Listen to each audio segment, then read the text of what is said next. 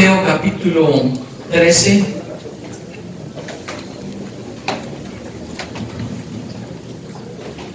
Mateo capítulo 13.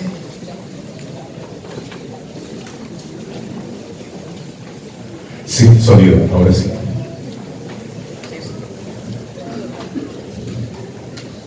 Sonido, sí, ahora sí está mejor.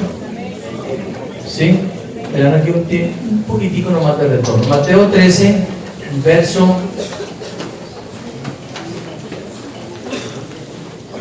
10. Muy bien. Mateo 13, verso 10.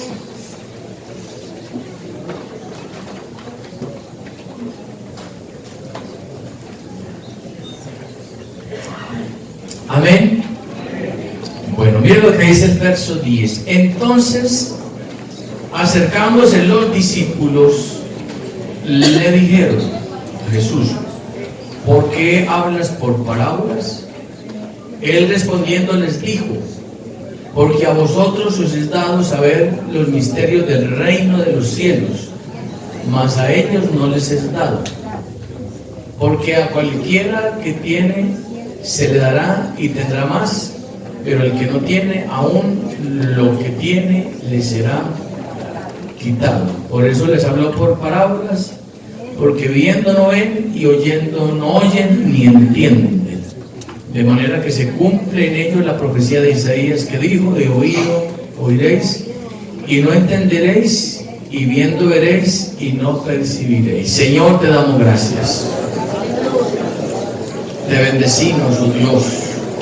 Has sido bueno, mi Dios, con nosotros, oh Dios. Qué bueno eres, Señor Jesús. Te damos gracias, oh Dios.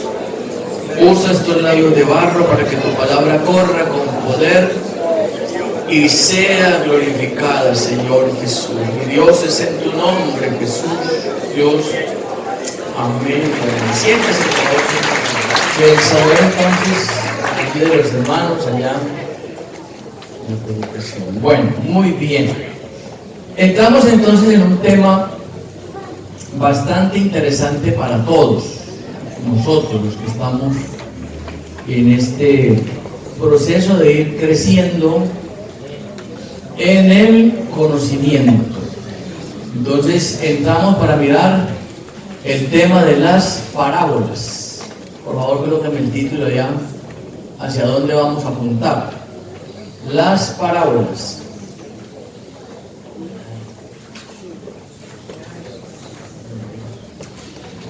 Los heraldos nuevos que tenemos acá, la última publicación, somos uno. El heraldo que sacó la iglesia, había una cajita para nosotros, pero se les olvidó entregarlo. Entonces vamos a entregar esto que tenemos acá, estos heraldos que tenemos acá. Entonces vamos a ver cuál es el tema, hacia dónde vamos a girar. Las parábolas. Bueno, entonces vamos a partir por decir, todos los amigos que están llegando, si hay espacio ahí faltan niños para sentarse. ¿Sí? ¿Dónde están? No han llegado. Pero si no llegaron, ya no llegan. Ah, ya lo son. O sea, aquí también hay puestico, están allá atrás, llegando también. Bueno, vamos a partir entonces por decir que los evangelios, que son ¿cuáles? ¿Cuáles son los evangelios? Muy bien. Los evangelios muestran una óptica en particular de la vida de Jesús. Es decir, muestran una faceta particular de la vida de Jesús. Creemos que es supremamente interesante tener claro eso, porque cuando estemos analizando un poquito la parte de cristología, nos vamos a dar cuenta que una de las maneras de saber quién es Jesús es a través de los que vivenciaron a Jesús, y entre otros estos evangelistas. Quiere decir entonces que nosotros que somos seguidores de Jesús. Aquí, ¿cuántos somos seguidores de Jesús? Bueno, al terminar estas enseñanzas de las parábolas, entraremos con un tema que tiene que ver con el señorío de Cristo. El señorío. Pero resulta que cuando uno dice que es seguidor de Cristo, uno tiene que entender muchas cosas, entre otras el por qué uno sigue a Jesús. Entonces, Marcos presenta a Jesús como ¿qué? Como siervo. Presenta a Jesús como siervo. Y usted dirá, pastor, ¿qué importancia tiene que Marcos presente a Jesús como siervo? Tiene una importancia inmensa. De hecho, sería imposible entender la función de Cristo en ese sentido si no penetramos en el pensamiento del escritor de Marcos. ¿Sí? Lucas presenta a Jesús como hombre, fundamental para entender la cristología. Pero Juan presenta a Jesús como Dios, fundamental también. De allí su encabezado: en el principio era el verbo, y el verbo era con Dios, y el verbo era Dios. No un Dios, sino Dios. Y usted ve que todo el Evangelio de Juan gira alrededor de los milagros de Jesús como Dios. Pero Mateo presenta a Jesús como rey. Entonces, en esa presentación que hace Mateo de Jesús como rey, usted se va a dar cuenta que Mateo inicia presentando ¿qué? ¿Quién habló? ¿Quién? Muy bien. ¿Presentando qué cosa, hermana? La genealogía. Es decir, la línea de dónde viene el rey. Pregunto, ¿Marcos presenta la línea? No. ¿Por qué no la presenta Marcos? Porque la pregunta sería, ¿a quién le interesa saber de dónde viene un siervo? Que Marcos está presentando a Jesús como ¿qué? Como siervo. Pues la pregunta sería, ¿nos interesa saber de dónde viene un rey? Amén. Entonces, por eso Mateo inicia con la genealogía. Y el capítulo 5, 6 y 7 son el discurso de posesión de Cristo como rey sobre un reino, hablando de Israel. Y a partir del capítulo 13, entonces arranca con lo que se conoce como las parábolas. Las parábolas están ahí y tienen una importancia supremamente grande. Es más, la parábola que vamos a ver ahorita nos confronta con una grande realidad para este tiempo que nosotros estamos viviendo. ¿Qué es una parábola? Volvemos entonces a las dos maneras de entender qué significa una palabra.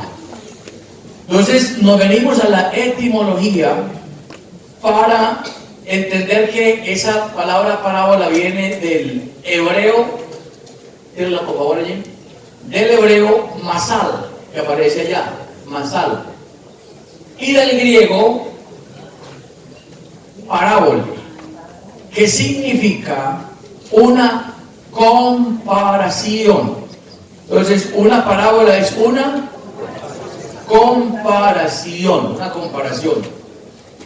Automáticamente esta definición nos mete en lo que se conoce como el lenguaje parabólico. El lenguaje parabólico es el que hace uso de algunas imágenes literarias importantísimas, como las alegorías, los conceptos simbólicos, las comparaciones y las metáforas. Forman parte de esto. Y de allí lo delicado en la interpretación. Porque uno escucha en la interpretación de las parábolas cosas que no tienen nada que ver con la realidad de lo que el texto está diciendo. La gran pregunta sería: ¿por qué Jesús habló en parábolas y no habló directamente? Una de las razones fue precisamente sembrar una semilla o un mensaje que más adelante tuvieron fruto. Mire usted que hoy, después de tantos años, estamos hablando de las parábolas de Jesús. ¿Sí? De las parábolas de Jesús. Las parábolas fueron diseñadas para revelar los secretos del reino, porque hay algunos secretos del reino. Fueron diseñadas para mostrar la soberanía de Dios. Solo hay uno que es soberano. Y ojo con la doctrina del sábado, porque por ahí escucho a varios hermanos enredados con lo del sábado. ¿Sí?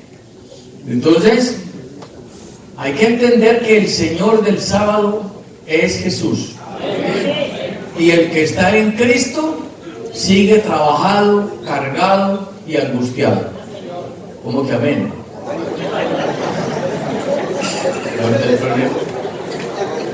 ¿Sí? ¿Quién es el que dice: venid a mí los que estáis cansados, trabajados y ¿quién? Y sigan siendo lo mismo, y hallaréis descanso. Usted no necesita un día para descansar. Y vamos a mostrar que es un insulto intentar guardar lo que solo uno pudo cumplir, que fue la ley.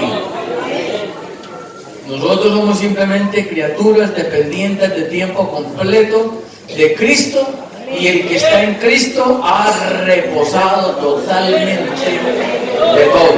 Amén. Parábolas con el contexto de mostrar la salvación y mostrar la obra del Espíritu Santo. Podríamos clasificar las parábolas en varios grupos. Entonces aparece un grupo donde están las parábolas del reino, las parábolas que tienen que ver con la salvación, las parábolas que tienen que ver con la parte de la sabiduría, las parábolas que tienen que ver con la vida cristiana. La vida cristiana es seria. No es posible que un creyente no pague lo que debe. Lea las parábolas, que en las parábolas está: el que debe, paga, si está en el reino. Porque afuera usted presta y no le pagan, pero él está fuera del reino. Pero los que dicen que están en el reino, pagan. Así que si usted no paga, está fuera del reino. Porque los que están en el reino, pagamos. Pagamos. Así sea de 20,000 pesos, de 10, pagamos. Y le decimos al otro que está allá: yo no tengo con qué pagarte los 500 que me prestaste, pero te pago de a 20, aunque no te guste mucho porque no tengo la forma, pero te voy a pagar y te doy la cara, no volteo por la esquina de allá para no pagarte, ¿sí? Te voy a pagar, porque él está en el reino. Pero la gente que está en el reino paga lo que debe, ¿sí? O con esas parábolas de la salvación, están las parábolas de sabiduría, están las parábolas de vida cristiana y las parábolas de juicio. Hay unas parábolas que son netamente de juicio. Muy bien. Vamos a partir con una parábola extraordinaria. Y hoy pongo esta Biblia para que la lleve alguien, vea.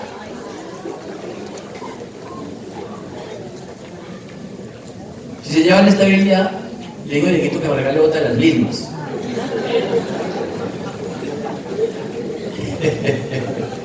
Y estas mismas. ¿Sí? Bueno, vamos a una parábola extraordinaria para empezar este dechado de estudio. Al terminar las parábolas, que son muchas, ¿no? Son un montón.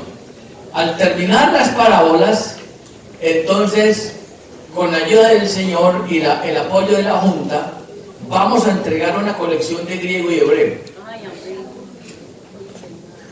Pero hay que estar en todos los cultos para poder saber cómo son las parábolas, porque no va a ser difícil. ¿Sí? Vamos con la primera. que aparece en Mateo capítulo 20, del verso primero al verso 16. Y hoy voy a trabajar con la Junta, voy a preguntar los de la Junta uno por uno. Mateo 20, y a los misiones que están aquí de papaya. Mateo capítulo 20. Si me quitan, por favor, hijo, esta banderita que está aquí, la ponen allá. Muy bien. A los que me preguntaron quién era el jugador que jugó en Argentina, vean, el joven que está ahí. Él tiene caminado, los jugadores les distinguen por el caminado. Bueno, dice de la siguiente manera, oído pues aquí, oído lo que dice aquí esta parábola. Porque el reino de los cielos es semejante a quién. Ojo con los detalles.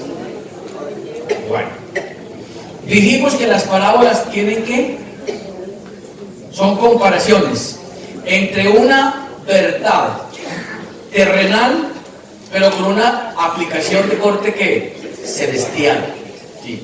Y los personajes en una parábola tienen un significado, y no es el que yo me invente, es el que da en la Biblia. ¿Sí? Entonces dice, es semejante a quién, a un hombre, y ese hombre era ¿qué? Padre de familia. Padre de familia. ¿Qué fue lo que él hizo? Salió por la mañana, ¿a qué? A contratar obreros, ¿para qué? Bueno, claro, tenía una viña, ¿sí? Y necesitaba obreros, ¿para qué? Para que trabajaran en su viña. Verso 2, miren lo interesante de esta parábola. Y habiendo convenido con los obreros el pago, ¿en cuánto convino? En un denario al día. ¿Los envió a dónde? A su viña. Y bueno, muchachos, van a ir a mi viña y les voy a pagar ¿cuánto? Un denario. Verso 3. Saliendo cerca de la hora tercera, estamos hablando de las 9 de la mañana. Ojo aquí. Salió inicialmente la primera vez y contrató. ¿Y contrató por cuánto? Por un denario. Pero el hombre se puso a mirar que la viña, ya enseguida vamos a mirar el contexto, estaba a punto de caerse. Aquí están los caficultores, ¿cierto, hermano Carmona y sus hijos? Van a predicar conmigo esta mañana, ¿listo? Porque el tema es muy apropiado. ¿Dónde están? ¿Dónde está Pablo? Y Jonathan, ¿dónde está? Por allá.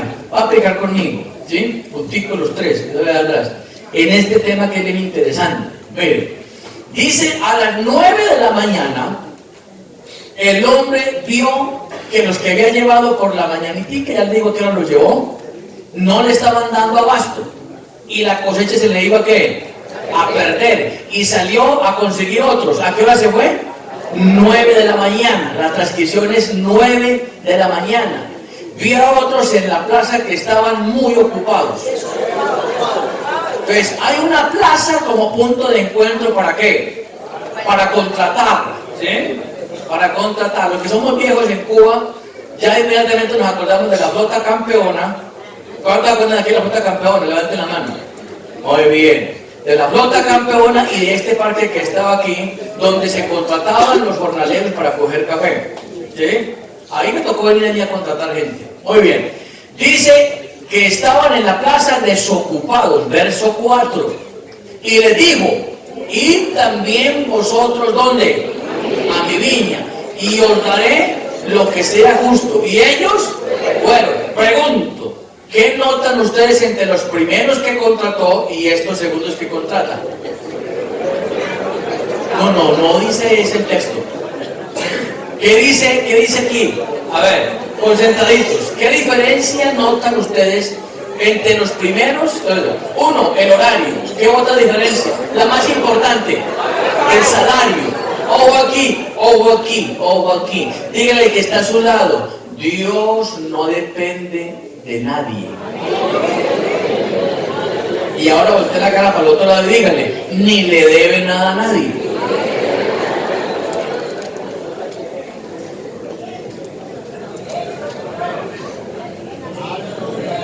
¿Dios me debe? ¿Te debe a ti? A nadie, ¿cierto? Muy bien. El salario. ¿Y la diferencia está en qué? en que a los primeros les estipuló que el valor, y les dijo, yo les voy a pagar ¿cuánto? Un denario. Pero a estos segundos les dijo, vayan y les doy lo que es que. Y ellos, ¿qué hicieron? Se fueron, verso 5. Y lo interesante de esto, salió otra vez cerca de las horas sexta y novena. Estamos hablando a las 12 y a las 3 de la tarde. Oye, ¿ves? ¿Quién sale a contratar empleados a las 12 del día y a las 3 de la tarde? Si usted tiene una finca, ¿usted saldría a contratar a esas horas? No. Pero este sale a las 12 del día y ¿a qué hora salen? Y a las 3 de la tarde. ¿E hizo qué? Lo mismo que hizo ¿con quién? ¿Con los primeros o con los segundos? Con los segundos. Les dijo, como también están desocupados, ojo con esa plaza de mercado con los desocupados, dígale que esté a su lado, yo mantengo muy ocupado. Dígale eso, no tengo tiempo para vagar, dígale, estoy muy ocupado. En la viña del Señor, estamos hablando de una viña, ¿cierto? Muy bien, ocupadito, ¿cierto? Les pago lo mismo, verso 6, ¿qué es lo que dice el verso 6? Y saliendo cerca de la hora, ¿qué? 1:10, ¿a qué hora es eso? A las 5 de la tarde. ¿Quién contrata a un trabajador a las 5? Pero este se va y lo contrató y halló a otros que estaban ¿qué? Desocupados y les dijo, ¿por qué estáis aquí todo el día desocupados? Verso 7, le dijeron, porque nadie serían buenos trabajadores. Yo pregunto, ¿hay malos trabajadores? Yo quiero que usted mismo lo repita para que usted mismo se califique qué tan buen trabajador es. Pregunto, ¿hay buenos trabajadores? ¿Hay malos trabajadores? Muy bien, y hay pésimos. Y hay pésimos trabajadores. ¿Sí? Entonces resulta que este es el versículo, lo que es justo. Ojo lo que viene, verso 8. Verso 8. Cuando llegó la noche de ese día, ¿quién? El señor de la viña. ¿Dijo a quién? Bueno, nos interesa saber quién es el señor de la viña, porque en las parábolas eso tiene nombre. Ese señor de la viña tiene un nombre. Y el mayordomo tiene un nombre también. El señor de la viña, mire ya para que veo gente trabada. El señor de la viña llamó al mayordomo y le dijo, hágame el favor y me va a pagar a los obreros que yo conseguí. Pero te digo una cosita, llama a los obreros y págales de jornal, pero le va a pagar primero al que llegó a qué horas, a las 5 de la tarde. ¿Sí? Primero le paga eso, verso 9. Después de que le pague eso, dice, y al venir los que habían ido cerca de la hora 10, es decir, él le va a pagar al que llegó a las 5 primero, luego le paga a quién, al que llegó a las ¿qué? A las 3, luego le paga al que llegó a las ¿qué? A las 12, luego le paga al que llegó a las 9 y por último le paga al que llegó a la ¿qué? Ya vamos a ir a llegar los otros, vamos a ir, los otros llegaron a las 6 de la mañana. De entrada pregunto, ¿sería justo? A ver, vuele con la razón suya, no vuele con el texto, porque si usted vuela con la razón, ojo aquí, si usted vuela con la razón suya, usted tendrá la misma reacción que tuvieron los que están aquí, y la tendría usted. Me parece que es lo normal, ¿sí? Entonces dije, aquí está el orden. ¿Quién dio la orden? No me diga Dios, pero no sabemos cuál es el señor de la viña. Porque allá dijeron que lo quieren que Jesús. Bueno, entonces el dueño de la viña le dio la orden al mayordomo. Le dijo, hágame el favor, toda esta gente que yo contraté me la va a pagar en el siguiente orden. Porque en esta viña, o en este rancho, o en esta casa, mando yo. Dígale que a su lado, la iglesia tiene dueño. ¿Sí? Y no son los pastores. Bueno, pastor, no somos dueños de las personas. El dueño de su vida tiene nombre. Obviamente, si hemos aceptado el señorío de Cristo sobre nosotros. Amén. Verso 10. Mire lo que pasa. Al venir también los primeros, pensaron que habían de recibir más, porque a los que llegaron a las 5, ¿cuánto les pagó? Devuelva el texto, por favor. Devuelva el 9. Devuelva el 9. A ver, Geniel. A ver, pues a ver, hermano. Mueva las gafitas. Es lo que dice. ¿Cuánto le pagó a las 5 de la tarde? ¿Le pagó cuánto? Un denario. ¿Un denario a quiénes? A los que llegaron ¿a qué horas? A las 5 de la tarde, verso 10. Automáticamente, si yo soy el trabajador, a suponer que Nilsson es el trabajador que llegó a las 3, y todos están en la fila para recibir el pago, todos están ahí metiditos. Entonces, si Nilsson ve que al que llegó a las 5 le pagó un denario, inmediatamente su mente dice, pues si a este le pagó 1, a mí me paga 2.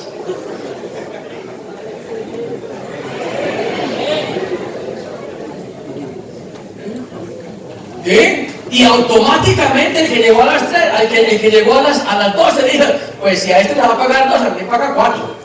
Y el que llegó a las 9, pues yo seguramente voy por 5. Y el que llegó a las 6, a mí, según eso, el hombre va a voltear y me va a dar 10. Pero miren lo que hace aquí. Verso 10. Al venir también los primeros, pensaron que habían de recibir más, pero también ellos recibieron cada uno un denario. Pregunto, ¿pensaron mal? ¿Por qué? Bueno, predique conmigo, tranquilito aquí, miren acá. Predique conmigo. Listo, ya vamos con los caficultores. Miren, concentraditos aquí. Pregunto. ¿Pensaron mal o pensaron dentro de lo normal? Dentro de lo normal. Y pensaron dentro de lo normal, ¿por qué? ¿Por qué? Porque se supone que trabajaron ¿qué? Entonces, hubo la relación de órdenes. A más tiempo de trabajo, más. A menos tiempo, menos. ¿Pensaron bien? Y de entrada, ¿aquí hay economistas? ¿Aquí hay algún economista? No hay ningún economista acá, dentro de la iglesia. Bueno, y una vez le digo, si usted fuera un economista, automáticamente pensaría, este empresario se quiebra en un santuamento, o en un 2, por 3. ¿Por qué? Por el orden de valor. Yo no puedo pagarle el que trabajó 12 horas, le digo que el que trabajó 1. ¿O sí? Entonces en su empresa, hora trabajada, hora pagada. ¿Sí?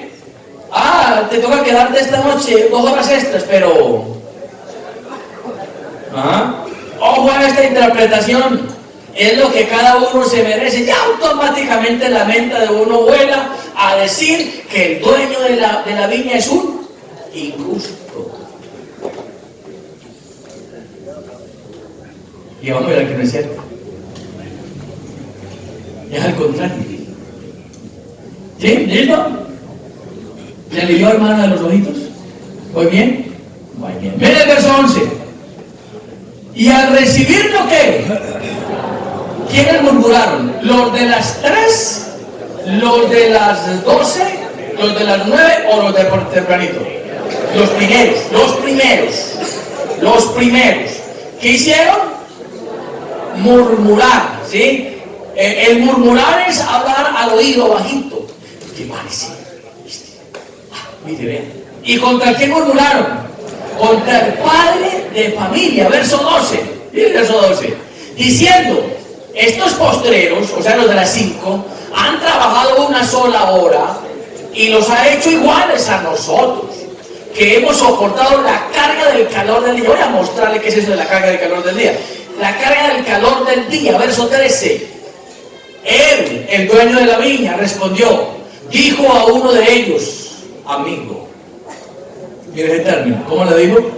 Amigo, no te hago agravio. Y mira lo que viene. ¿No conveniste conmigo en un denario?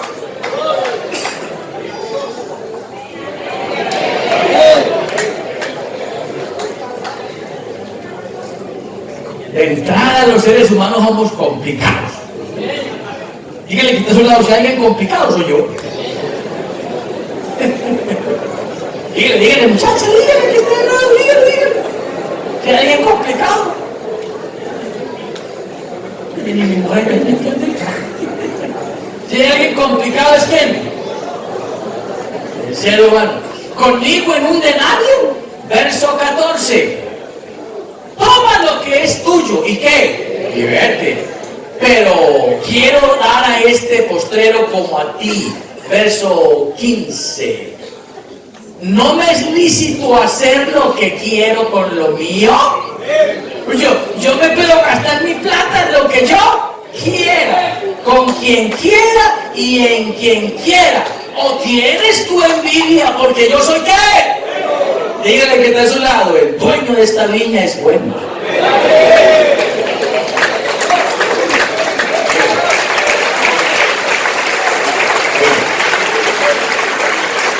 Verso 16. Mire este cierre espectacular que aparece aquí. Así que los primeros y los postreros, primeros, porque muchos son llamados.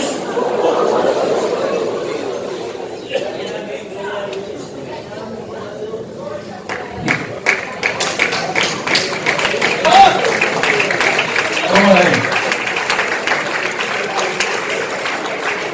¿Listos para que desmenucemos esto? Vamos a desmenuzar esto paso a paso. Y vamos a darnos cuenta. Le lanzo aquí una preguntita. No la lanzo porque no la va a coger tan fácil. Bueno, vamos al marco histórico. Los marcos históricos en la Biblia son fundamentales. No sería posible entender ninguna parábola, ni ningún análisis del Nuevo Testamento sin los marcos históricos. Ninguno. Y ninguno es ninguno. Ninguno. Y de hecho, cuando los entendemos mal, hacemos doctrinas raras de lo que entendemos mal. Por ahí hay unos movimientos diciendo que la mujer no puede predicar en la congregación, por lo que Pablo dijo, que la mujer calle en la congregación, porque no entiende el marco histórico. Y como no lo entiende, su interpretación es que la mujer es un cero a la izquierda, que no tiene importancia, que no tiene valor, que no sirve. Eso no es cierto. No tiene nada que ver con lo que Pablo quiso decir. Solo para hablar de un marco histórico. Aquí aparece un marco histórico. El marco histórico tiene que ver exclusivamente con la cosecha de una viña. La cosecha de una viña. Se la transcribo con la cosecha de una finca de café. Yo pregunto, ¿las cosechas son en cualquier tiempo o son en un tiempo preciso?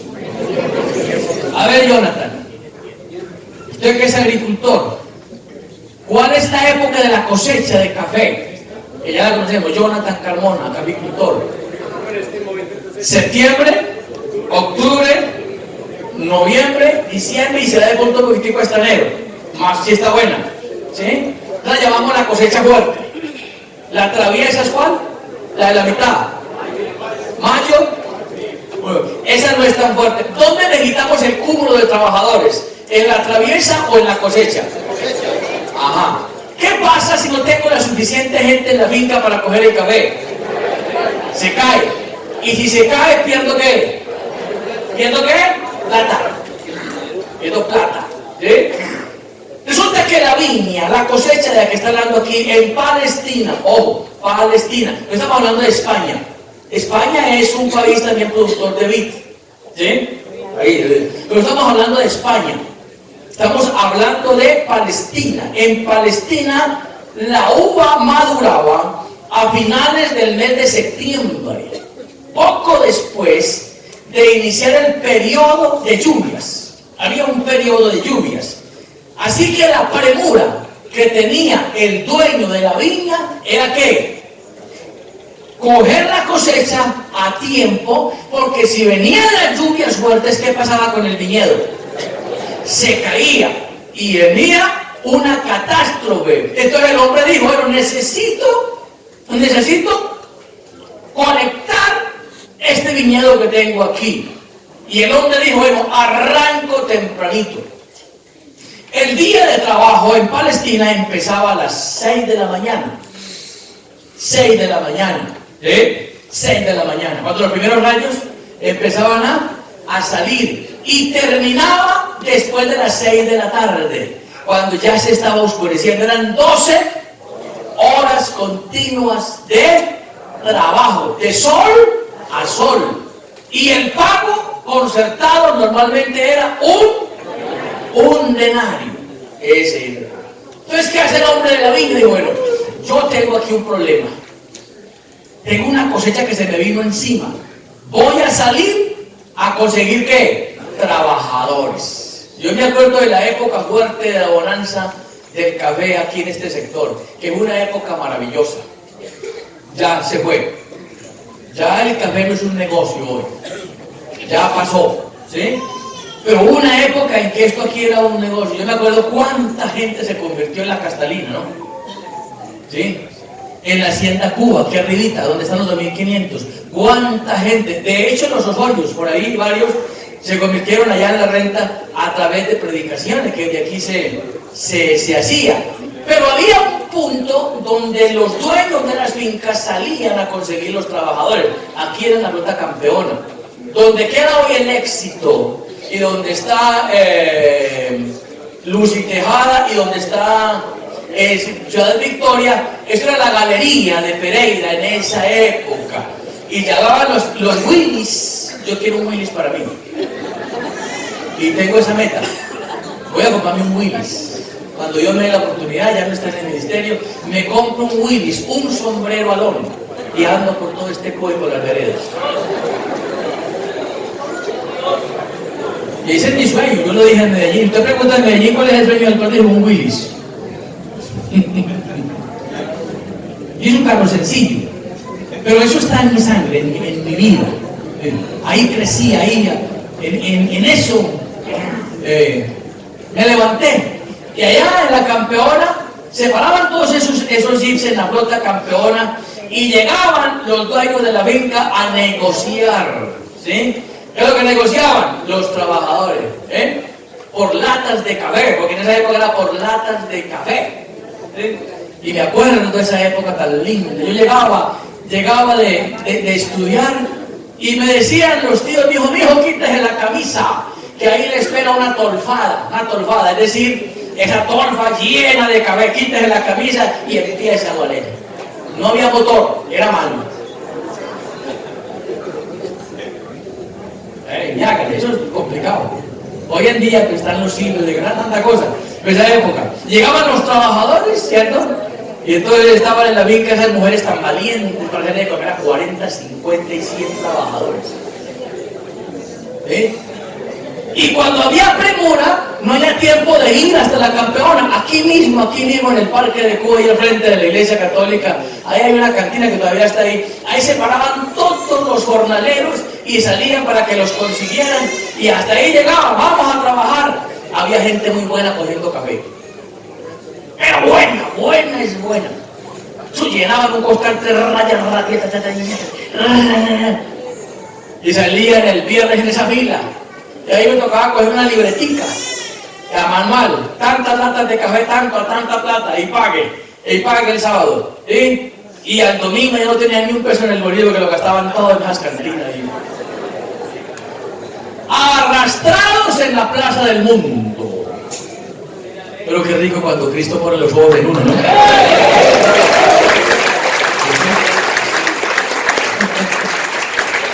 Que la premura estaba allí. Entonces el padre de familia lo que hizo fue contratar, dependiendo de qué, de la necesidad que tenía, ¿sí? Y dependiendo de esa necesidad que tenía, entonces él contrató. Vamos bien hasta ahí, ¿cierto? Listo. Le pregunto, ¿se le perdió la cosecha al dueño de la vid? ¿Cumplió? ¿Quiénes cumplieron? Los trabajadores. ¿Que llegaron a qué horas? 6 de la mañana, 9, 12, 3 y 5 de la tarde. ¿Cuántos tipos de trabajadores hay ahí? 6, 9, 12, 3 y 5 de la tarde. Ellos cumplieron. Y le pregunto, ¿el patrón cumplió? Yo ya cuando usted lee esta parte dice, bueno, listo. No había por qué enojarse. Porque él convivió con ellos en cuánto? En un denario. ¿Y cuánto les dio? Un denario. ¿Fue justo? Fue justo. Muy bien, aquí vamos. ¿Quién es el padre de familia? Porque en la parábola aquí aparece un padre de familia. ¿Quién es? Un mayordomo. ¿Quién es? ¿Quiénes son los obreros? ¿Sí? ¿Cuál es la plaza de mercado? Porque tiene una interpretación. Entonces, ¿quién es el dueño de la viña? ¿Quién es el dueño? Díganlo uno. ¿Quién es el dueño? Levante la mano los que dicen el Dios. Mejor dicho, ¿quién es el diseñador del plan de salvación del ser humano? Diga, ¿quién lo diseñó? ¿Cristo o Dios? ¿Quién? Dios. Muy bien. Así que el que pensó en nosotros fue ¿quién? Dios. Entonces, listo. Primero, el dueño de la viña se llama Dios. ¿Quién sería el mayordomo? Cristo. Muy bien. Tenemos un dueño de la viña. ¿Cómo se llama? Tenemos un mayordomo. ¿Cómo se llama? Muy bien. Vamos a los obreros. ¿Quiénes serían los obreros? A ver, levanten la mano. ¿Quiénes son los obreros? ¿Quiénes son los obreros? Nosotros. Somos nosotros. ¿Sí? ¿Seguro? Si somos nosotros, entonces la pregunta sería, ¿usted qué obrero es? ¿El de las 6? ¿El de las 9? ¿El de las 12? ¿El de las 3? ¿O el de las 5? ¿Cuál es usted?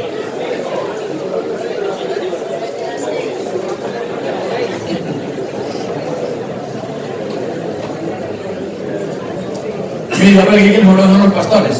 Viene otra versión. Entonces, claro, el padre de familia es Dios. Ese está claro. El mayordomo, ese está claro, no hay problema. Los obreros. Aquí están los obreros divididos en dos clases. Los que protestaron y los que no protestaron. Porque si usted está metido ahí, entonces dígale que está a su lado. Qué pena con Dios, me puse a reclamarle cuando no tenía razón. Ya ahí la cosa cambia. Pregunto, ¿ahí hay dos clases de obreros? Sí. ¿Quiénes son? Los que ¿qué? Los que protestaron porque trabajaron ¿qué? Mucho más, recibieron el calor, y eso es cierto. Recibieron un calor bien fuerte para que le paguen lo mismo que le pagaban a nosotros. Y digo, bueno, ¿esto aquí qué pasa pues? ¿Cierto? Pero fue lo que contrató. Y un denario. Un denario. Entonces, los que protestaron y los que no protestaron, en otras palabras, con los que tuvo misericordia. Pregunto, el que llegó a las 5 y le pagaron lo mismo que le pagaron a las 6, ¿hubo misericordia de ese señor que pagó? Dígale que está a su lado, estoy aquí por pura misericordia de Dios. Estoy aquí por pura misericordia de Dios. ¿Qué lo dijimos? ¿Qué dijimos? Cuando usted dice eso por el alma, ¿qué siente usted? Dígale, estoy aquí por pura. En otras palabras, no merezco.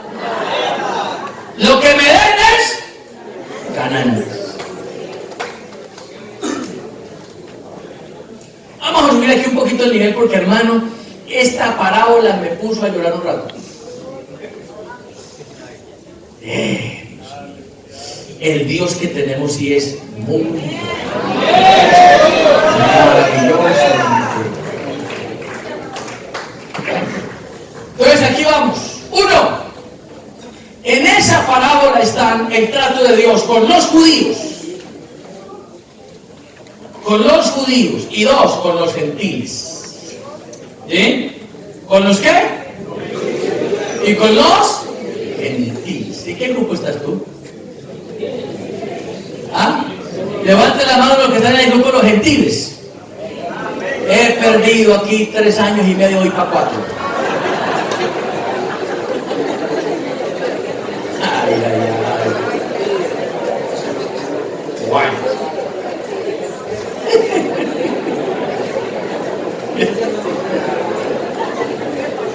Ojo aquí. Escúcheme, por favor. Dios ha tratado con 4 tipos de seres racionales. Repítanmelo, por favor. 1. Ah, no, hermano. Ángeles. ¿Quién va a participar? Dime. 1. ¿Que están de dónde hacia dónde? Los ángeles. ¿Desde dónde hasta dónde aparecieron los ángeles? ¿O siempre han estado? ¿Tuvieron un punto de partida? Sí, ¿desde dónde? No, antes. Muy bien, pues lista, relación. 2, 3. Bueno, démoslos en orden. 1, 2, 3, 4. Muy bien. Ahí. ¿Cuáles son los 4 tipos de seres racionales? ¿Cuáles son? 1. Contémosle al hermano Misael. ¿Cuáles son?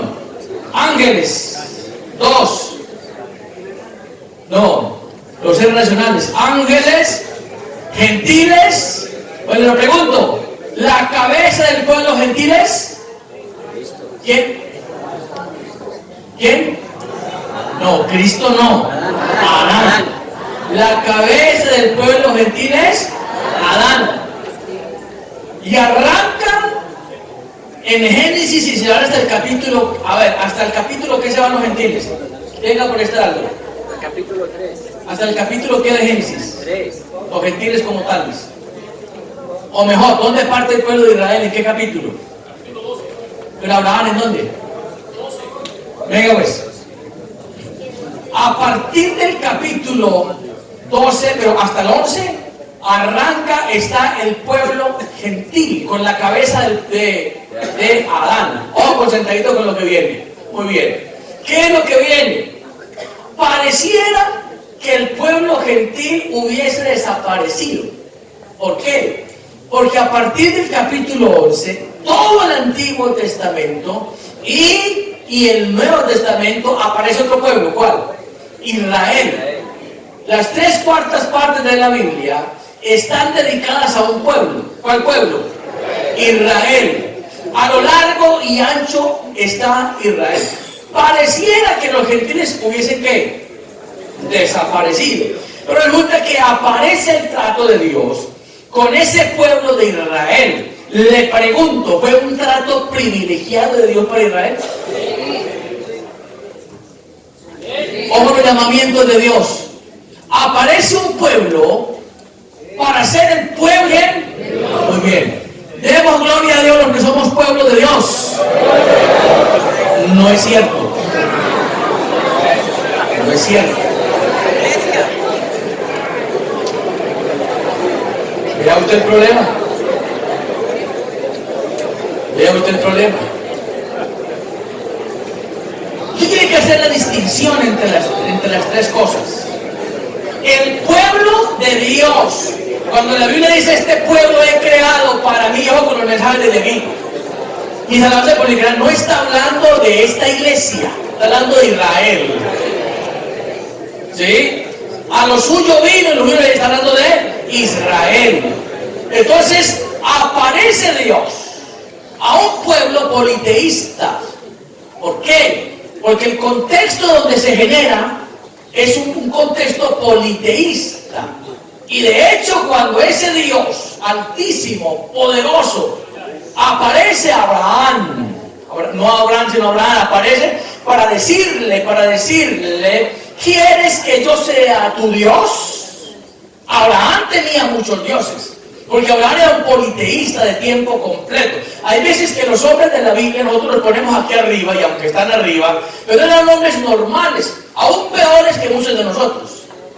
Pues yo podría decir, yo no he bajado hasta donde bajó David. David tocó al fondo. Hasta allá se metió. Y sin embargo Dios habla de David como el hombre conforme a qué. Pero ¿en qué sentido? Abrir tarea. ¿En qué sentido, no? ¿En qué sentido es el hombre conforme al corazón de Dios? ¿Sí? Entonces mire usted que aparece ese pueblo y Dios comienza a decir, porque la virtud de Abraham estuvo en que le creyó ¿a quién? Oye, yo tengo muchos dioses, pero yo quiero que tú seas mi Dios. Ojo, no fue Abraham buscando a Dios, fue Dios buscando ¿a quién? A Abraham, ¿sí? Porque él fue el que vino a buscar y salvar lo que se había perdido. Usted y yo no lo buscamos a él por nuestra condición, pero él se atravesó en el camino nuestro. ¿Ven? Atravesó Abraham. Yo no lo quiero. Y empezó con Abraham un pueblo. El pueblo de Israel. Con una cabeza. ¿La cabeza de Israel cuál es? Abraham. Abraham es la cabeza del pueblo de Israel. Y arrancó con privilegios extraordinarios. Mire, le cuidado a esto. Ojo a los obreros primeros. ¿Sí?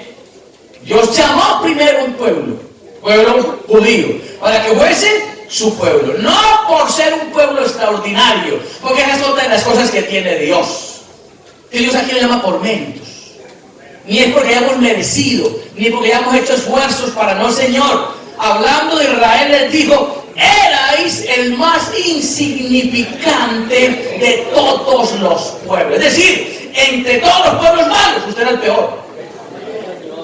Pero a ese peor Dios le puso sus ojos. Es más, vea, aquí hay gente que tenía que haber muerto hace rato. Pero Dios le guardó la vida a usted y me la guardó a mí. Me la preservó para meterme no como un pueblo, sino como lo más grande que tiene Dios en la tierra.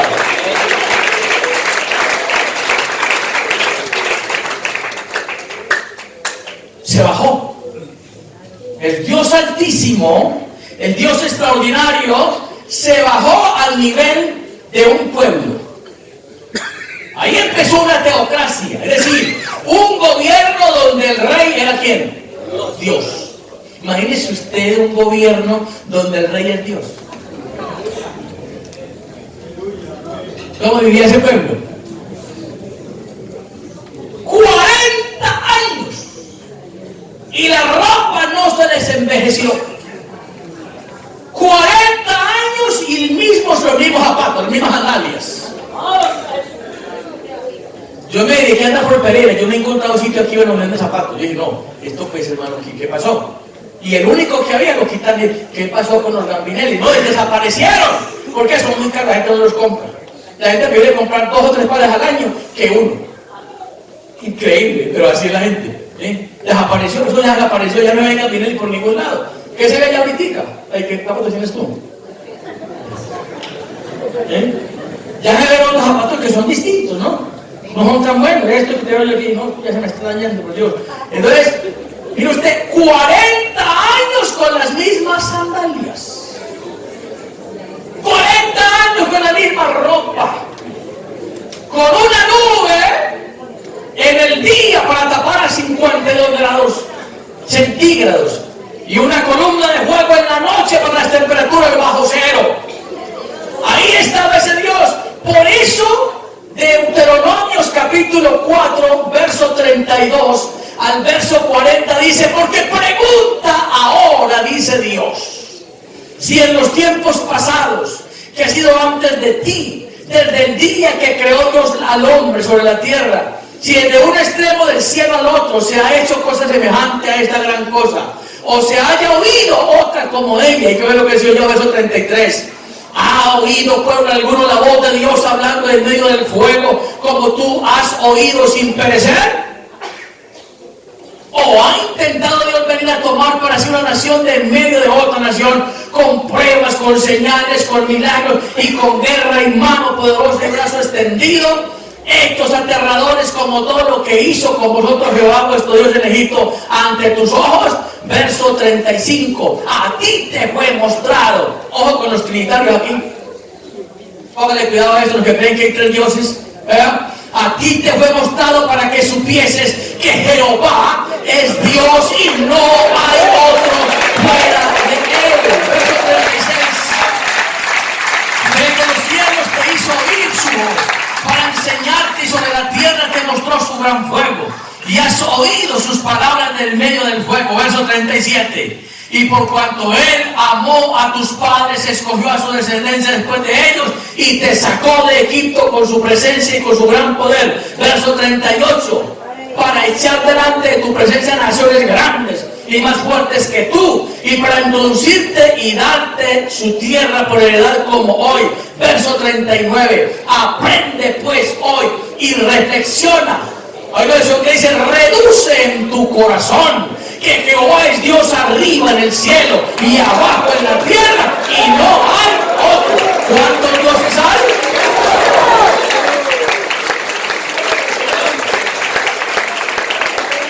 ¿Y no hay? ¿Y no hay qué? Ponga el dedito así y diga: yo tengo un solo Dios. ¿Quién lo creyera? Y eso es importantísimo. Porque hay gente que dice: no, yo tengo tres. Pero usted: yo tengo uno. ¿Cuántos tiene usted? Uno, y con uno nos basta.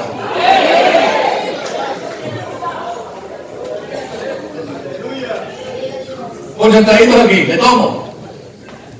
Entonces hay un pueblo que inicialmente Dios lo llama, y lo llama para ser su Dios. Israel.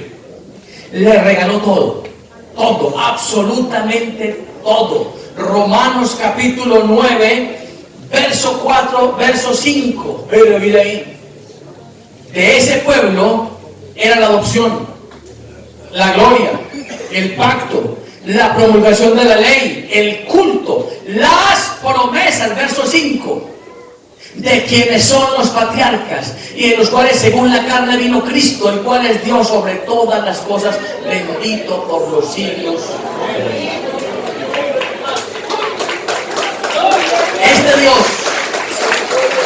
Este Dios que aparece aquí, ¿era el Dios de quién?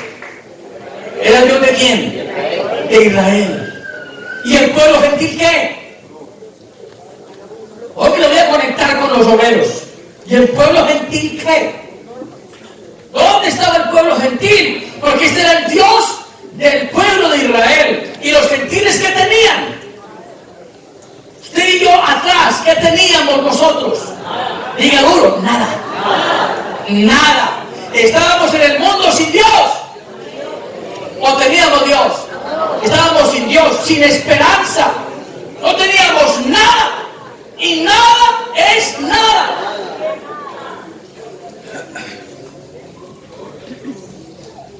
Pero aparece el que va a formar lo más grande que hay sobre la tierra. Aparece el cuarto grupo. Y ese cuarto grupo tiene una preeminencia inmensa. ¿Quién apareció? Apareció uno, escúcheme aquí, que tenía un diseño desde antes de la fundación del mundo. Porque la iglesia no es el producto del rechazo del pueblo de Israel. Eso no tiene sentido. Si Israel hubiese aceptado la manifestación de su Dios, igual Dios tenía su iglesia, que no era de la estirpe judía, eran gentiles, gente que no conocía el Dios de Israel. Pero aparece alguien especial. para ser su iglesia. Por eso esta iglesia tiene dueño.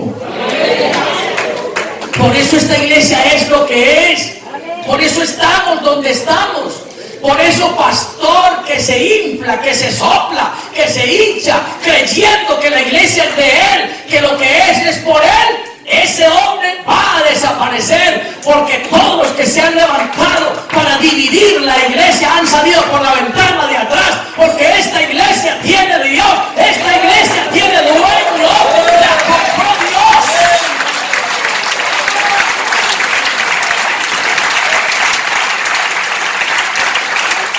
Grite por favor, gloria al Señor.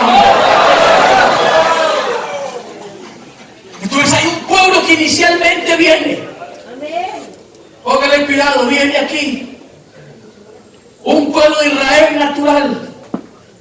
Sí, Señor, propio del linaje. Pero resulta que ahora viene el dueño de la viña a formar su viña, a formar no su pueblo, sino su iglesia.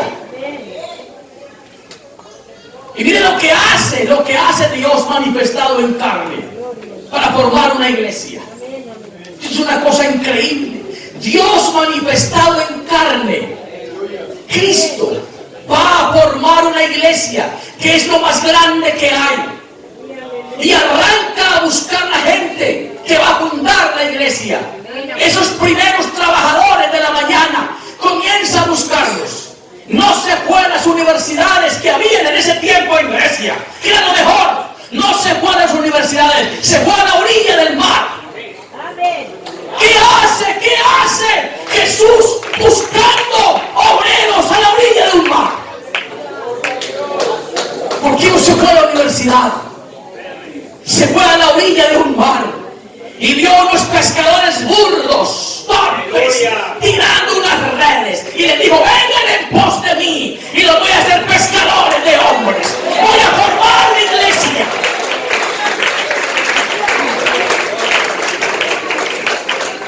Y mira un cobrador de impuestos. ¿Quién era el cobrador de impuestos?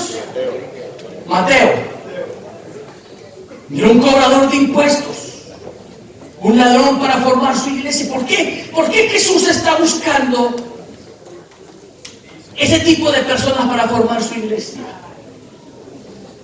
Así es Él. Y mire, comenzó a formar su iglesia. Y empezó con un grupito pequeño que trabajaron duro. Porque ese grupito pequeño trabajó duro. Duro. Y por eso Él dice: edificado sobre el fundamento de apóstoles. ¿Quiénes fueron los primeros? Apóstoles. Hablando de la iglesia, no del pueblo, de la iglesia. Apóstoles. Siendo la principal piedra del ángulo Cristo mismo. Y ahí metió un poco, ¿sí? Y ojo aquí, el pueblo de Israel estaba crecido, porque el pueblo de Israel tenía un pensamiento: el Dios bíblico es nuestro y de nadie más. Ahí no emitimos a nadie más, ningún gentil ni nada de eso. Somos nosotros nomás. Y por eso cuando el Señor llama a Pedro para decirle: mira, vete allá que hay un hombre que se llama Cornelio. Él se va allá, pero mientras está durmiendo él ve una visión y ve un lienzo que desciende y ve toda clase de animales ahí. Y dijo: ¡ay, no! ¡Tú eso es inmundo! No me contamino, porque el pueblo de Israel para el gentil era inmundo. Y el Señor le dice: un momentico, no llames inmundo a lo que yo he. Ya Pedro entendió, dijo: ¿esto cómo es aquí? Y mire usted la obra del Espíritu Santo. La obra del Espíritu Santo fue selectiva en el Antiguo Testamento. Que no se encuentra que el Espíritu Santo haya venido sobre un pueblo distinto de Israel. No, señor. Solo judíos. Y no sobre todos, sobre algunos exclusivamente. Los profetas fueron lo que fueron porque el Espíritu Santo venía sobre ellos y transmitían un mensaje. Los reyes fueron lo que fueron porque el Espíritu Santo venía sobre ellos para guiarlos. La unción. Los jueces fueron lo que Sansón no fue lo que ve por el pelo largo. Señor, así barrían al piso con el pelo, no tiene nada que ver. Es que sobre él había una unción especial. Ellos fueron lo que fueron por eso. Entonces el Espíritu Santo venía. Ven acá, a ver, uno bien joven. A ver, ven el más joven de los tres aquí, venga. Mira la cosa, póngalo aquí. A ver, está estrenando el hombre. Por lo menos el pañuelo. Mire la frase que hizo carrera en el Antiguo Testamento. El Espíritu del Señor vendrá sobre ti. Lea la Biblia, tarea, léala. Esa frase hizo carrera. ¿En quién? Jueces, profetas y reyes. Entonces el Espíritu Santo vino sobre Sansón. Vino sobre. No para estar en. Una cosa es sobre y otra en. Ojo a la sorpresa que se llevó el pueblo judío. Que el pueblo judío se llevó una sorpresa tremenda. Ellos habían entendido que el Espíritu Santo tomaba un hombre. Lo tomaba, lo llevaba, hacía una función y luego lo dejaba solo. No era de interiorizar. Por eso David llegó a decir, y no apartes de mí, ¿qué cosa? Porque podía apartarse. Era momentáneo, ¿sí? Lo tomaba, lo llevaba, hacía una función y luego se iba. Pero cuando aparece la iglesia, ya el Espíritu Santo no es sobre, sino en. Gracias. Escucha aquí, me lo voy a decir. Un pastor de una iglesia trinitaria me dijo, si usted me muestra que Jesucristo es el único Dios, me voy con mi iglesia donde usted está. Pero yo le muestro al contrario, que no es el único Dios, usted se va con la mía cuando yo estoy listo, ya, volando. De una. No hay problema. Y le saqué este texto que aparece aquí, Hechos 10, 44 y 45. Vuelvo otra vez acá. Hechos 10, 44. Mira lo que dice allá. Y mientras aún hablaba, ¿quién? Pedro era judío o gentil. Judío. Estas palabras, el Espíritu Santo, ¿qué pasó con él? Los que oían, ¿eran qué? Gentiles, que ellos son los que oían el discurso, verso 45. Y los fieles de la circuncisión, ¿que eran qué? Judíos, que habían venido con Pedro, ¿se quedaron cómo? ¿Cómo se quedaron? ¿Cómo es una persona atónita? Atónita. A ver, ¿cómo es un atónito? A ver, ayúdenme con un atónito. Miren de acá, miren.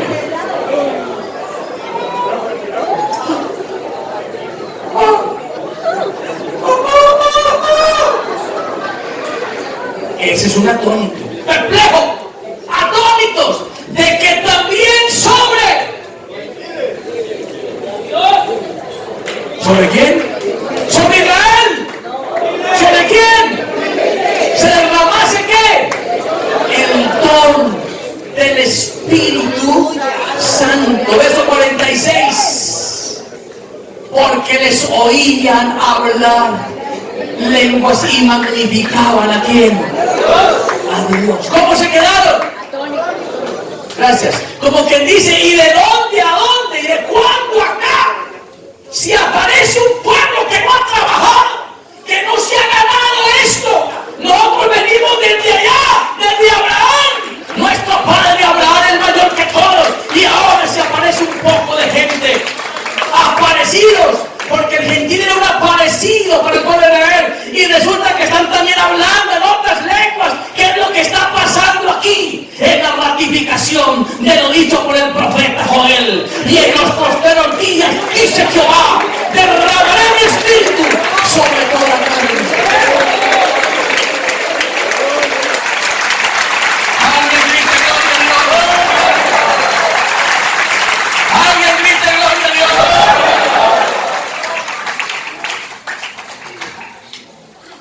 Aleluya. A ver si veo por aquí este texto tan hermoso.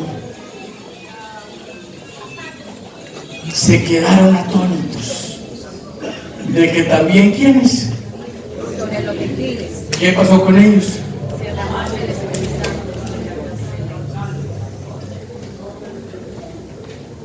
hablaban también en qué,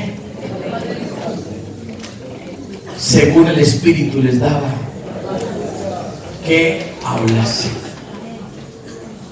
Aleluya.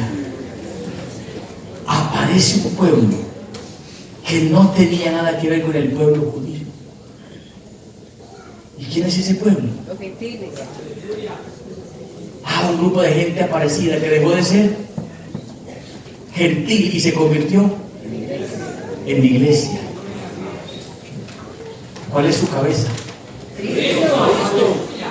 ¿Cuál es la cabeza del pueblo gentil?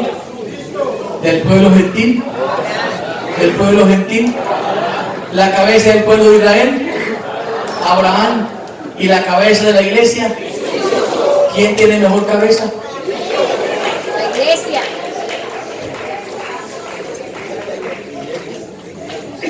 ¿Usted sí entendió lo que está diciendo? Si él es la cabeza, ¿usted es qué? ¿Israel es el cuerpo de Cristo? Pues hay algunos vistiéndose con una bata larga y una barba y un pelo largo y dicen, usted está extraviado. Por ahí no es la cosa. No. Hay una cabeza y hay un cuerpo diseñado en Dios. Es decir, que si nosotros somos el cuerpo de esta cabeza, por eso en el Nuevo Testamento, en el Antiguo Testamento, nunca apareció la iglesia. Porque hubiéramos tenido un fenómeno. Hubiéramos tenido, mire usted eso, un cuerpo sin cabeza. Por eso cuando viene el Nuevo Testamento viene la cabeza. Y en la cabeza que es Cristo viene la iglesia. Porque la iglesia y Cristo no son dos. Lo heredando para este año. Somos uno en Cristo. Así como el Padre y Cristo son uno, Cristo y la iglesia son uno. Esta iglesia y Cristo son uno. Él es la cabeza y nosotros somos el cuerpo.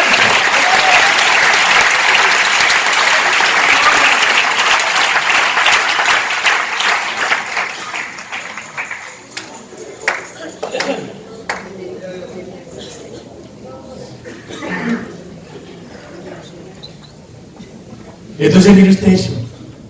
¿Cuál es el cuerpo? Entonces póngale cuidado aquí. Los primeros discípulos empezaron trabajando fuerte. ¿Cómo murieron?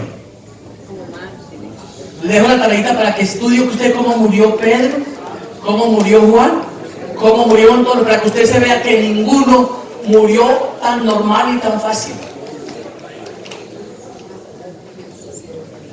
Unos murieron ¿cómo? Crucificados con la cabeza hacia abajo. Otros de otra manera, todos. Y la sangre fue derramada en los circos romanos empezando. Y un trabajo de llamamiento inicial de esa gente que empezó a la primera hora. Porque empezaron a la primera hora. Pero han pasado más de 2000 años. Y todavía el dueño de la viña está llamando obreros a su viña.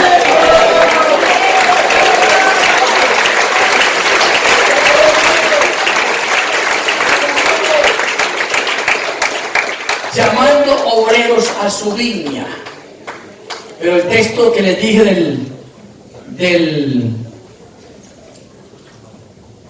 del Trinitario, San Juan 14:15, vea lo que dice acá. Termina San Juan 14:15, ahora venga acá. San Juan 14:15, vea esta belleza que aparece ahí. Dice Cristo, si me amáis, verso 16, y yo rogaré. ¿Quién está hablando? Jesús. ¿Y os dará qué?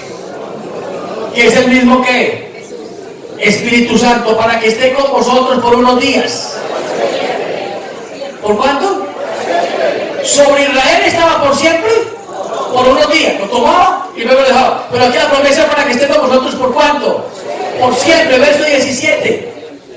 El Espíritu de verdad, que es el mismo Espíritu Santo Consolador, al cual el mundo no puede ¿qué? ¿Por qué no lo puede recibir? Porque no le ven. ¿A quién no ven? Al Espíritu Santo, al Consolador, al Espíritu de verdad, ni le conocen. Pero vosotros, ¿quién es ese vosotros? ¿Quién es ese vosotros? ¿Quién es ese vosotros? La iglesia no, están hablando los discípulos, pero vosotros los discípulos, ustedes 12 que están ahí, pero vosotros le conocéis. Y le pregunto, ¿a quién conocían los discípulos? A Jesús. Mira lo que dice, porque mora con. ¿Quién moraba con ellos? Jesús mora con y estará en vosotros. Cristo glorificado es el Espíritu Santo morando en la vida.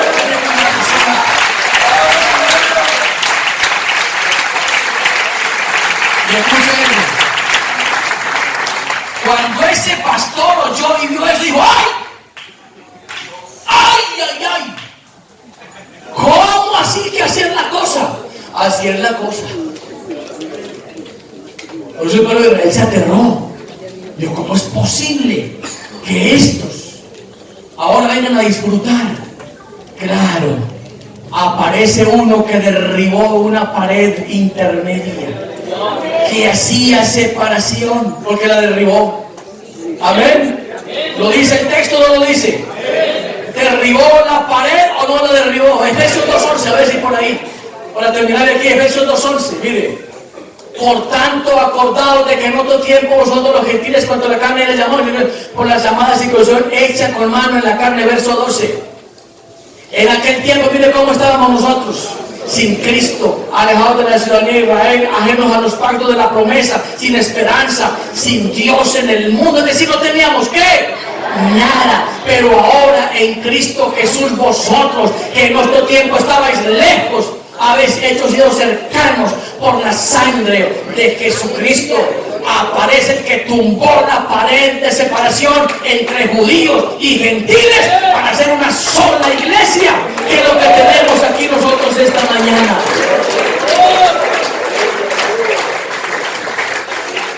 Ellos trabajaron. Le pregunto, ¿trabajaría Pedro? ¿Trabajó Pablo? ¿Trabajaron los discípulos? ¿Trabajaron los primeros cristianos? ¿O no? Circo romano, miren acá lo que están durmiendo. Circo romano. Circo romano, niegue a Cristo. Y si no lo niegue, los leones allá. ¿Cuánta gente quedó en las arenas? ¿Cuánta gente en los potros? Tocaban aquí el potro de madera. Niegue a Cristo que no. Y empezaban a mover aquí la máquina. Y esta parte se iba separando. Niegue. Hasta que esto aquí se reventaba. ¿Trabajaron ellos? La sangre llenó. Llegaron a las 6 de la mañana. Otros un poquito más allá. El siglo 100 adelantico, los defensores de la ley, los apologetas que están más o menos por ahí, defendieron esta doctrina sana, lucharon fuertemente, vinieron los vientos en el siglo XV, XVI, pero ahí estaba la iglesia mantenida.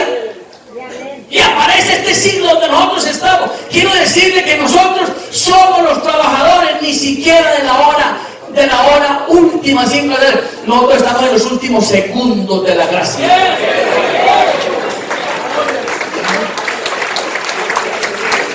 La iglesia de este tiempo, usted y yo, somos los obreros de los últimos minutos y segundos de la gracia, ni siquiera de la hora. A mí me llamó hace 45 años. Pero resulta que hay uno que lo llamó hace 8 días. Él no ha trabajado.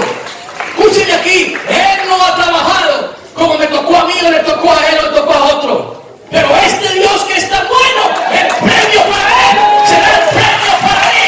Porque el Dios del cielo no hace acepción de personas. De mi amor y de mi gracia. Para bendecirte.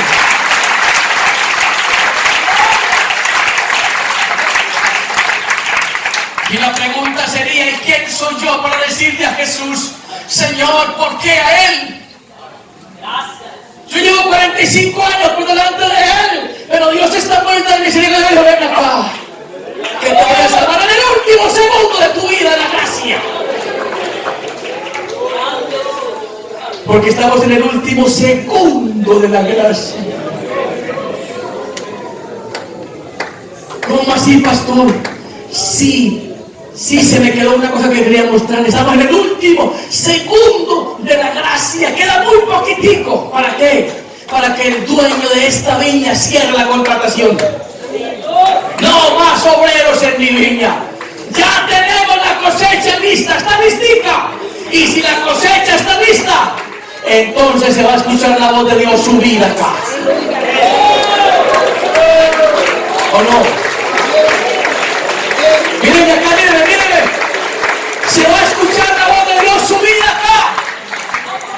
Pero ese subir es ¿para qué? Para darte el pago. Para darte el pago. ¿Cuál pago?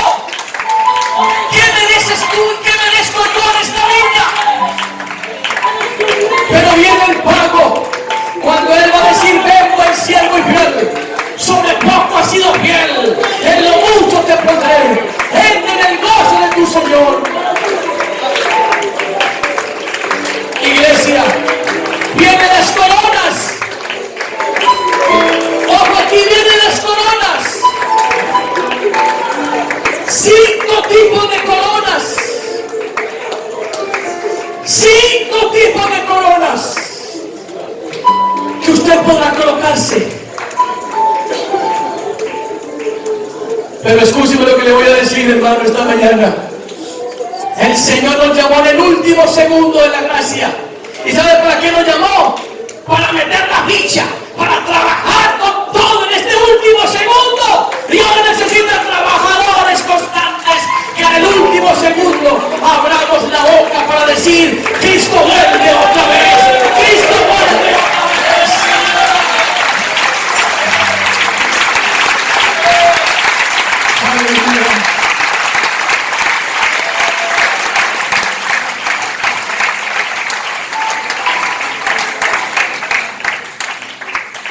Qué interesante eso.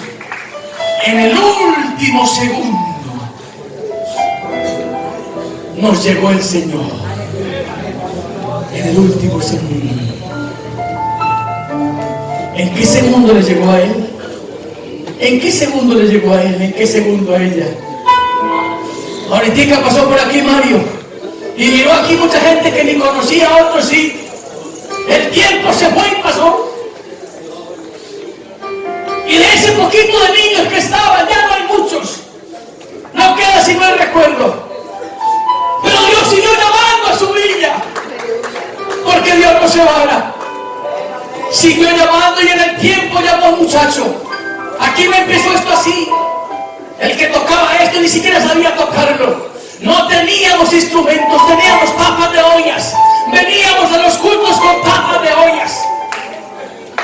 Veníamos a los cultos con chirillas, las maracas. Veníamos, había un hombre con una guitarra vieja y destartalada, ni siquiera era buena. No había batería, no había nada, no había sonido. No había aire acondicionado. No había lo que tenemos hoy, no había cerámica. Había un piso en tierra, una iglesia en Guado y Esterilla. Pero Dios en su misericordia ha llamado y ha llamado en este tiempo. Y hay ahora una iglesia floreciente y bendecida. Porque Dios en su misericordia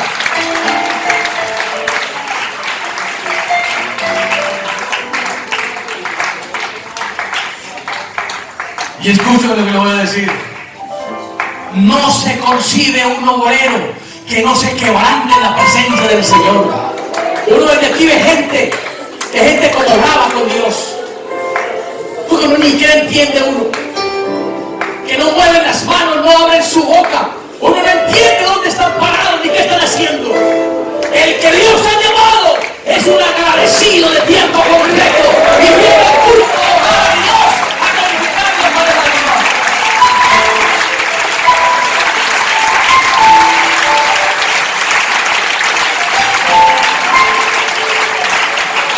Aleluya, aleluya, aleluya, aleluya.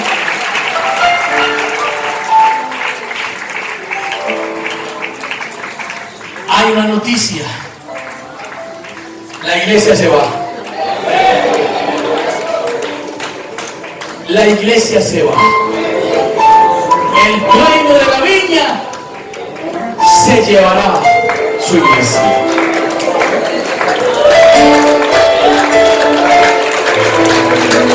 Estamos gobierno.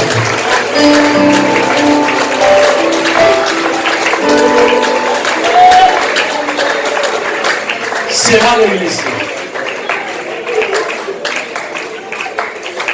Se me quedó en casa el tratado. Escúcheme aquí. Los movimientos satánicos del mundo están gritando: Cristo, sal de Colombia, no te queremos. Fuera. El diablo viene tomando posesión fuertemente sobre este mundo. Sabe que le queda poquito tiempo. Viene empujando, porque hay una iglesia que está a punto de irse. Porque el dueño de esta viña va a terminar la cosecha. Hoy tenemos abundancia de cosecha, abundancia de palabra, abundancia de bendición. Yo le pido un favor a usted: cada que venga a este culto, un martes, un jueves, un sábado, un domingo, respetemos profundamente el dueño de esta viña. No se quede cruzado haciendo para acá, o mirando para un lado, o con su corazón lleno de rencor, de amargura. Abra su boca y grite: Cristo, tú eres bueno, me has salvado, me has redimido, gracias por tu obra, misericordioso conmigo.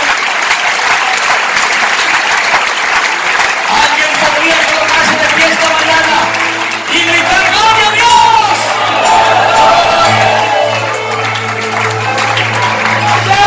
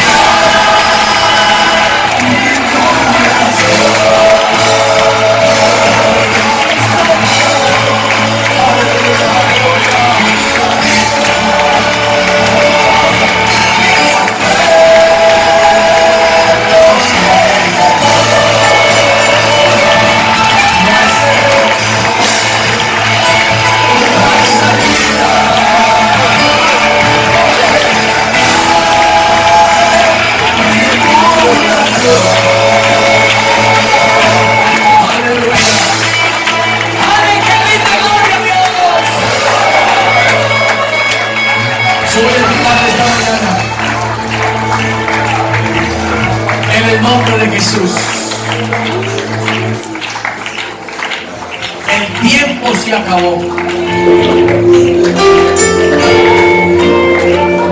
Estamos en el último segundo de la iglesia.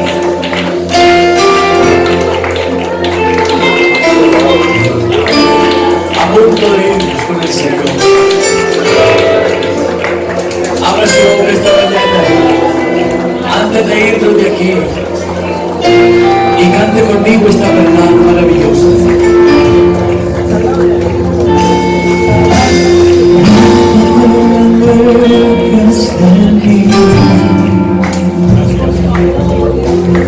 Nunca te separes de mí. Levanta tus manos y dile que sin ti me siento morir. Sin ti no puedo vivir. Levanta tus manos y dile, mira que las fuerzas del mal. Mira que las fuerzas del mal.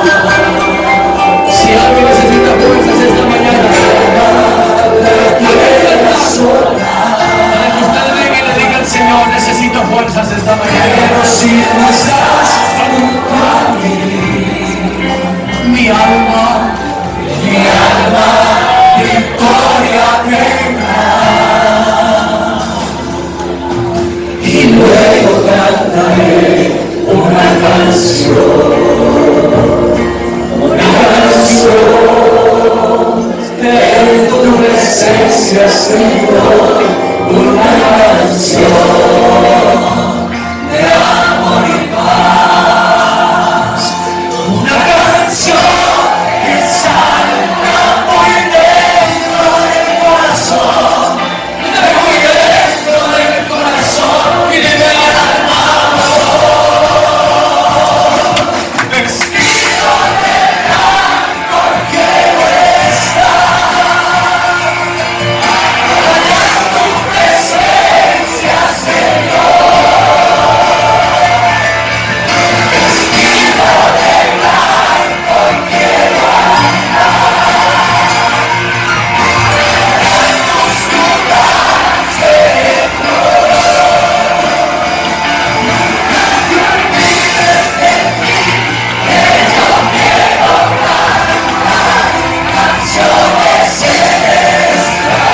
Nunca te olvides de mí, que yo quiero cantar canciones celestiales. Nunca te olvides de mí. Oh Dios, denle un abrazo.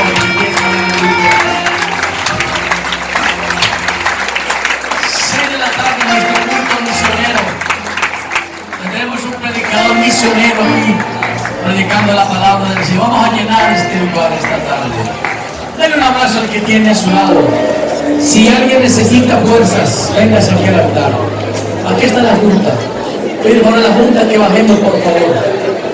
Si usted necesita fuerzas en su vida espiritual, venga y arrodíllese aquí cada uno de ustedes para que Dios le ayude y le bendiga.